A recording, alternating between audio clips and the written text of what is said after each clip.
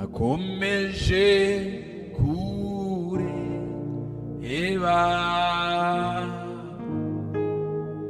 anzengurutse uko abantu babaho mu by'ubuzima bwo mw'isi,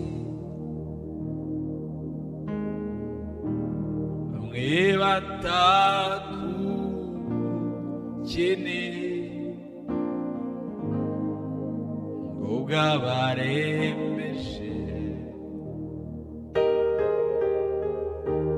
wenda abakire ntibanyurwa ibyo bafite, bararira ni kukiturira kandi uwaturemye akitwitayeho, witegereze inyoni izibiba ntizigira n'ibigega, kuki se yareka